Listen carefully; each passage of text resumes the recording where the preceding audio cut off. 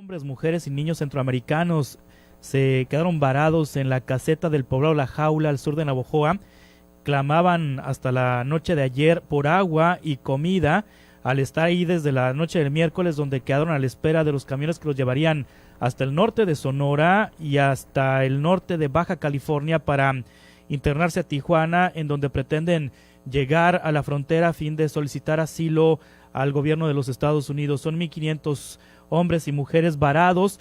Otro grupo importante de 1,400 salieron ayer de Navojoa con rumbo a Tijuana, Baja California, con el objetivo de llegar a la frontera. Aquí en Hermosillo, grupos de la sociedad civil organizada esperan entre 2,000 y 2,500 centroamericanos en las próximas horas que puedan llegar y quedarse aquí en la ciudad de Hermosillo. Allá en Tijuana, Baja California, nuestros compañeros de Uniradio Noticias de Baja California nos han informado de que hay ya tensión con los ciudadanos de Tijuana. El arribo de los primeros contingentes de la caravana migrante a Tijuana ha generado tensión entre algunos sectores de la población ante la expectativa de que permanezcan mucho tiempo en espera de asilo en Estados Unidos. Y tengo en el teléfono y le agradezco al agregado del Departamento de Seguridad Nacional de la Embajada de los Estados Unidos en México, Edgar Ramírez. Edgar, ¿cómo está? Buenos días. Muy buenos días, Juan Carlos. Muy bien, gracias. Gracias por tomar esta llamada. ¿Los va a recibir el gobierno de Estados Unidos a estos miles de migrantes que están cruzando por Sonora y que están llegando a Baja California? Mira, Juan Carlos, la postura del gobierno de Estados Unidos, y lo ha hecho ya público el presidente en diferentes ocasiones, mantiene que la migración hacia Estados Unidos debe llevarse a cabo de forma regular y ordenada. De ahí que obviamente la petición es que las personas que se presenten tengan sus documentos válidos, incluyendo pasaporte y visa. Entendemos que estas personas no están viajando de esa forma y a consecuencia Estados Unidos de hecho ha emitido reglas nuevas al respecto. Sí. Como sabes, este viernes el presidente anunció una proclamación que, basada en una regla que se emitió el día anterior, elimina el derecho al beneficio de protección bajo la forma de asilo, a menos que se haya presentado específicamente en una garita oficial.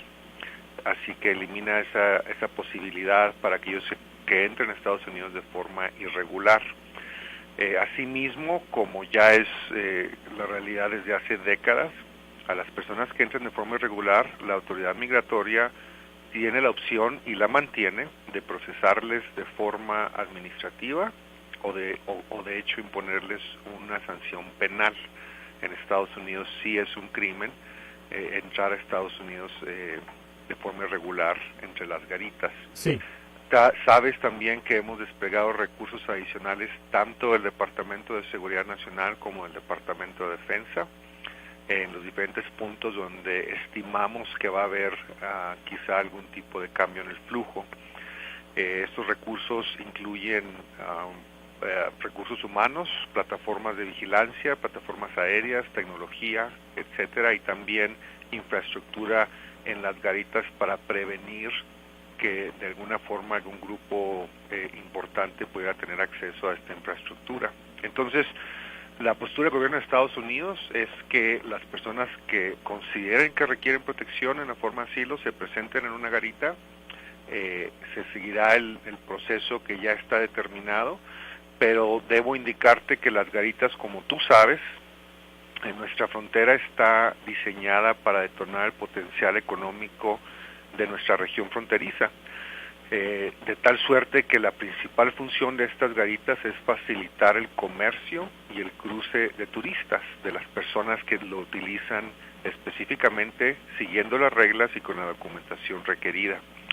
Nuestro compromiso al pueblo fronterizo, al área fronteriza, es de mantener este servicio, mantener el acceso.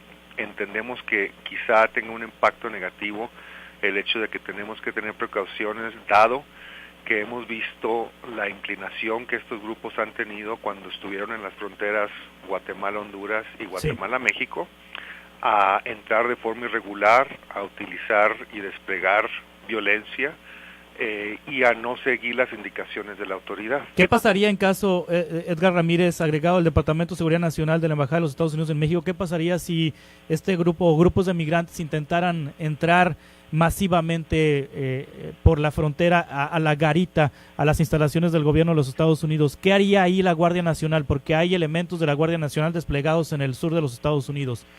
Bueno, mira, primero es importante establecer que la seguridad fronteriza continúa bajo el mandato del Departamento de Seguridad Nacional, específicamente Aduanas y Protección Fronteriza. Ciertamente existen oficiales de la Guardia Nacional y del Departamento de Defensa, pero todo esto aún continúa siendo coordinado y establecido por el comisionado de Aduanas y Protección Fronteriza. Es decir, no son los militares los que tendrían que recibir a los migrantes. Los militares están apoyando Aduanas y Protección Fronteriza, pero somos la autoridad del Departamento de Seguridad Nacional los que dictamos qué es lo que va a suceder en la frontera. ¿Tienen órdenes de disparar en caso de que algún migrante genere violencia si se interna a la frontera por la fuerza? Mira, orden de disparar no es lo que existe. Existe un marco jurídico, como sabes, ese no ha cambiado. Existe la política pública sobre cómo se ejerce la fuerza. Cada individuo que esté desplegado en la frontera, y por cierto esto aplica también a ciudadanos, que decida emplear fuerza de cualquier tipo, porque pudiera ser solamente física, pudiera ser no letal y pudiera ser letal, como tú mencionas, debe de poder explicar la razón por la cual tuvo que utilizar esa fuerza, de tal suerte que las diferentes acciones que cada individuo tome serán lo que utilice cada oficial para poder responder como sea necesario para mantener el Estado de Derecho y asegurarse que su integridad y la de terceras personas que estén involucradas en el área se mantenga. Sí, ¿ha habido intentos de entrar por la fuerza de parte de grupos de migrantes en la frontera? Recientemente no, pero digo, si entiendes la historia de la frontera y podemos remontarnos a los 90 en San Isidro, por ejemplo, etcétera, en Tijuana, San Diego, o sea, históricamente claro que los ha habido. Con estos grupos hasta ahorita no se ha presentado, como sabes, tenemos semanas llevando a cabo ya ejercicios de preparación. Sí. Hemos establecido diferente tipo de infraestructura en la frontera para darnos la ventaja de proteger esa infraestructura. Y pues esperamos y exigimos que las personas que entren a Estados Unidos y que se encuentren en Estados Unidos obedezcan las leyes y el Estado de Derecho. Ahora, para quienes van como turistas con su visa y con la documentación pues legal para ingresar a los Estados Unidos, este operativo que están realizando en las garitas para proteger las garitas de que no haya un internamiento ilegal de estas personas de la caravana migrante, está provocando que se haga más lento el paso, porque vienen fines de semana donde hay intercambios comerciales muy fuertes. Viene el Viernes Negro y este fin de semana de Buen Fin en México, muchas personas aprovechan para viajar a Estados Unidos a hacer compras. ¿Se está haciendo lento el paso hacia el vecino país? Mira, en general no, pero lo que sucede es que, por ejemplo, para preparar una garita, para poder tener una postura más de mayor ventaja en caso de que hubiera un ingreso en masa, por así decirlo. Sí hemos tenido en algunos lugares que, por ejemplo, cerrar de forma temporal un carril o dos. En Nogales, por ejemplo, Edgar. No, desconozco la situación en cada una de las garitas. Cada garita y cada jefe de la garita tiene el mandato de asegurarse de desplegar los recursos adecuados para poder estar preparado en caso de que suceda algo extraordinario. Hay algunas garitas donde dije hemos tenido que cerrar algún carril para poner infraestructura, etcétera, pero en cuanto al proceso, cuando tú te presentas en tu vehículo o como peatón, eso no ha cambiado. Eso no va a haber un escrutinio adicional a las personas que, como dije, reúnen los requisitos que tenemos para tener acceso a la infraestructura. No es eso. El problema es la preparación que se tenga que hacer en lugares en donde estimemos que está cambiando un poco el flujo y tenemos que estar preparados para algún cambio. Sí, Edgar, me gustaría leerle algunos tweets del presidente Donald Trump que ha publicado en el contexto de la caravana migrante antes de que se internaran a México.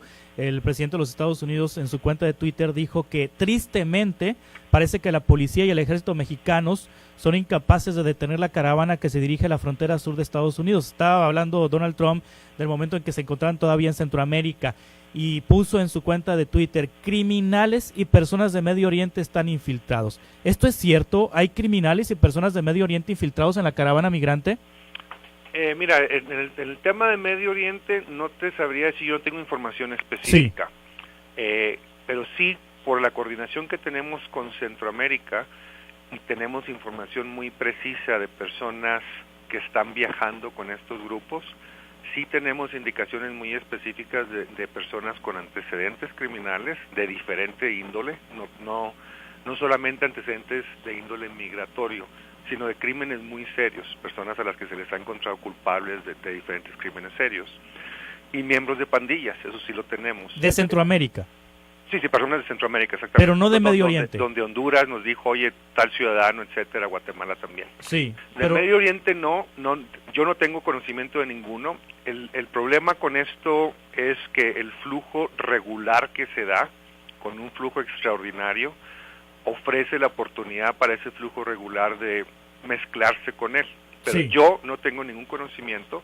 Obviamente te diré, y creo que lo entiendes, jamás tendré el nivel de información que tendría un presidente para hacer las aseveraciones que pueda Ahora hacer. También dijo Trump en su cuenta de Twitter que el Partido Demócrata estaba financiando esta caravana. Dijo: mucho dinero está repartiéndose a la gente para que vengan y traten de llegar a la frontera antes de las elecciones porque creen que será negativo para nosotros, y ese asalto a nuestro país está dirigido por los demócratas. ¿Es correcto esto? ¿El Partido Demócrata está financiando a la caravana migrante? Para serte franco, desconozco exactamente cómo se está dando el financiamiento que pudiera tener el grupo. Sí. Sí te puedo decir que una cadena de intereses políticos, tanto en Centroamérica como en México, y intereses políticos de Estados Unidos, nos han llevado a una situación en la que lamentablemente se expone la integridad física de estas miles de personas por intereses que no necesariamente vienen a servir el interés de estos migrantes, sino fines políticos. Sí. Eso sí es muy evidente.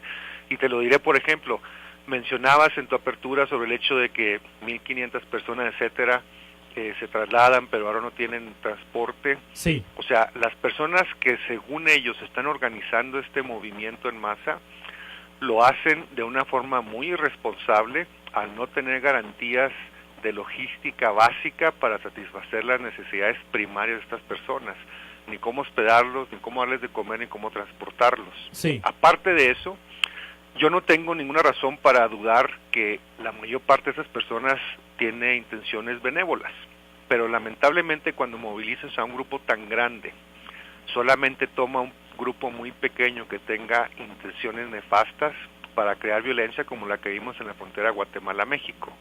Y cuando tienes un grupo tan grande, una vez que ese evento se desencadena, los grupos reaccionan de una forma que no es muy positiva. Sí. Entonces, para mí, sí, hay intereses políticos que lamentablemente están utilizando la necesidad de la situación de estas personas y que los ponen ciertamente en un riesgo mayor que en una migración irregular tradicional. Sí, es una invasión de nuestro país y nuestro ejército los está esperando.